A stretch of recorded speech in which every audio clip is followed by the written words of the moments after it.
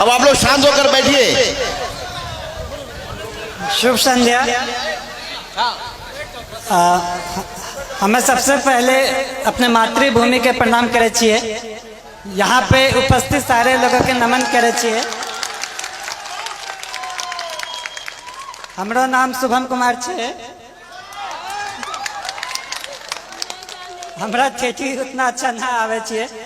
Mummy के मैं 1 महीना पहले बोलिए कि अहाँ सारा चीज हमरा दिल के, बट लेकिन हमरा अपना मातृभाषा नहीं सिखल के।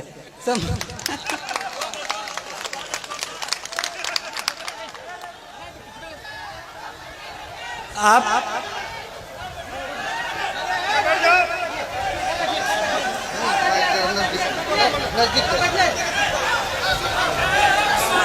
ठेठी मैथिली का एक बोली है। आप अपने बच्चों को सारा लैंग्वेज सिखाइए। आप ठेठी भी सिखाइए, हिंदी भी सिखाइए और इंग्लिश भी सिखाइए। आप लोगों को लगता होगा कि मैं ऐसे ही बोल रहा हूँ, लेकिन मैंने जब अपनी ट्रेनिंग एकेडमी में सबसे पहले गया तो वहाँ पे सारे यूपीएससी क्रैक किए हुए बंदे थे। सारे वहाँ पे जो भी थे सब रैंकर थे, टॉपर्स थे। तो सारे लोगों ने पूछा कि शुभम तुम हिंदी क्यों बोलते हो, तुम्हारा मातृभाषा क्या है? तो हम बोले कि मातृभाषा ठेठी है, वो कभी सीखे ही नहीं। वहाँ पे सारे लोग बोले कि उनकी तो हिंदी तो दूसरी भाषा है। सारे लोगों का कुछ ना कुछ उनका खुद का भाषा होता है और वो उस पर गर्व करते हैं। तो मेरा ये कहना है कि आप अपने कल्चर को, अपने संस्कृति पे गर्व होना चाहिए। जहां भी मैं गया वहां पे शुरुआत में लोग बोलेंगे कि एक बिहारी है, लेकिन धीरे धीरे उनको यकीन हो गया कि बिहारी क्या कर सकता है।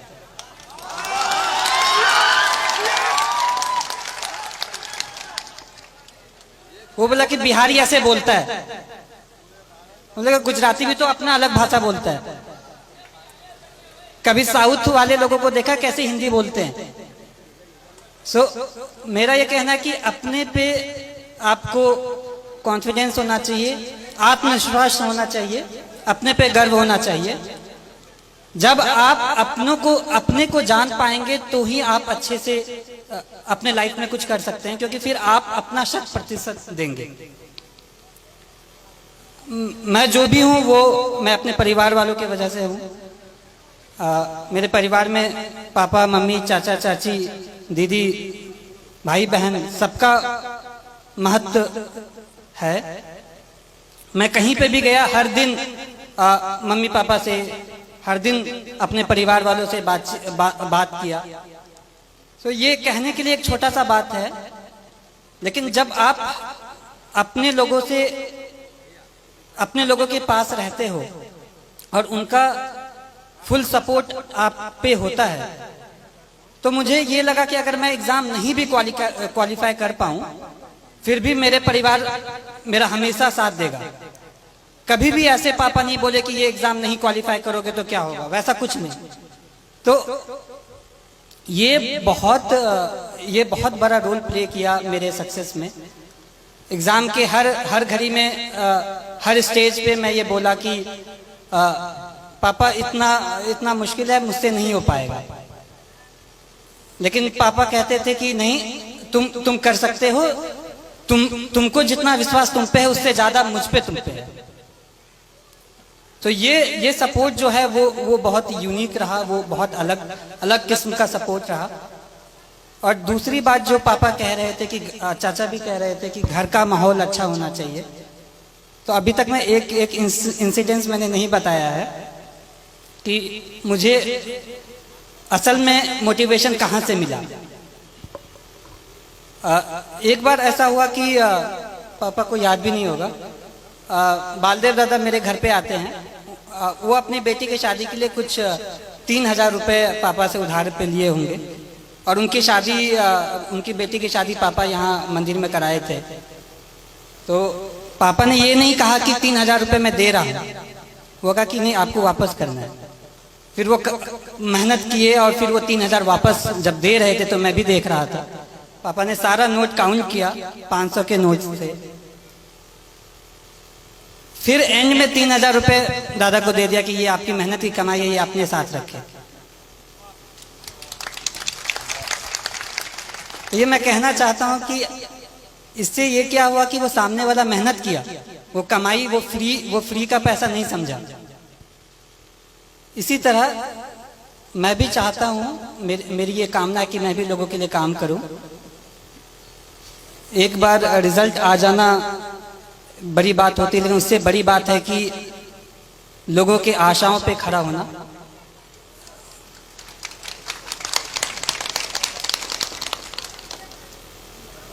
मैं भगवान से प्रार्थना करता हूं कि मुझे इतनी शक्ति दे कि मैं हर लोगों की आशाओं पे खड़ा उतरूं।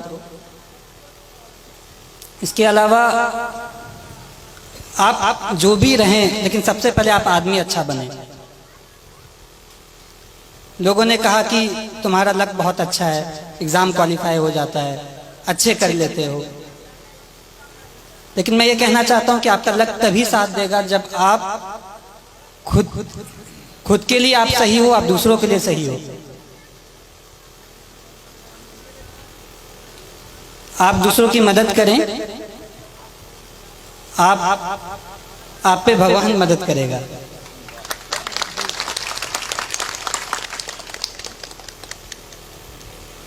छात्रों के लिए मैं ये कहना चाहता हूं कि जैसे बचपन में मुझे लोग कुछ कहते थे कि बहुत जिद्दी है, मैं अब कहता हूं कि जिद्दी है तो ठीक है, मैं ये करूंगा, मैं करके दिखाऊंगा। ये जिद भी बहुत अच्छी चीज है।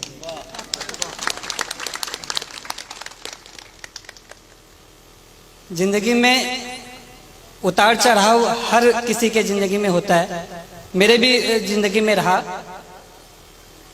जब विद्या विहार में क्लास 6 में गया तो 110 लोगों में मेरा स्थान जो होता था वो 40-50 के आसपास होता था। लेकिन पापा मुझे कभी फोर्स नहीं किया कि तुमको पहला स्थान ही लाना है। क्लास 6 में ऐसे ही रहा, 7 में भी क्लास 40 के आसपास ही रैंक रहता था। क्लास 8 में किसी ने मुझे कह दिया कि शुभम बहुत लकी है, 40 के आसपास रैंक आता है, सेक्शन ए में चले जाते हो। विद्याविहार में ये रूल था कि टॉप 40 वाले को सेक्शन ए में रखते थे। तो फिर मैं ये सोचा, मैंने प्रण लिया कि मैं ये करके दिखाऊंगा कि ये बस लक नहीं है, मैं मेहनत करूंगा। छात्रों को ये कहना चाहता हूं कि जब आप प्रण लेते हैं, आपके पास एक प्रॉपर प्लान होता है, आप उसको इम्प्लीमेंट करिए और धीरे धीरे आप खुद का एक बेहतर सेल्फ बन के निकले। आपको ये हमेशा लगना चाहिए कि आज का जो मैं हूं वो कल का जो मैं बनूंगा वो आज के मैं से बेहतर बनूंगा।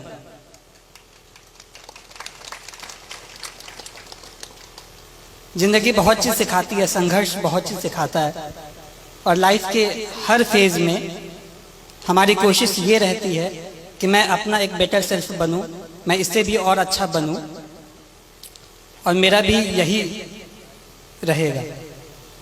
लास्ट में मैं एक पंक्ति बोलूंगा कि कर्मण्ये वधिकरस्ते मां फलेषु कदाचन, अर्थात आप कर्म करिए, फल की चिंता ना करें, फल तो कभी ना कभी आ ही जाएगा। धन्यवाद। शुभम कुमार को बहुत बहुत धन्यवाद और को उसके जीवन की शुभकामना के लिए धन्यवाद कहना चाहता हूँ कि आप लोग इतनी की तादाद में यहाँ आए, मुझे बहुत अच्छा लगा। एंड इतने सारे लोग इतनी अच्छी बातें कही। मैं ये विश्वास दिलाना चाहता हूँ कि आप लोगों ने जैसा भी सोचा होगा उस पर मैं खरा उतरने की कोशिश करूँगा। धन्यवाद।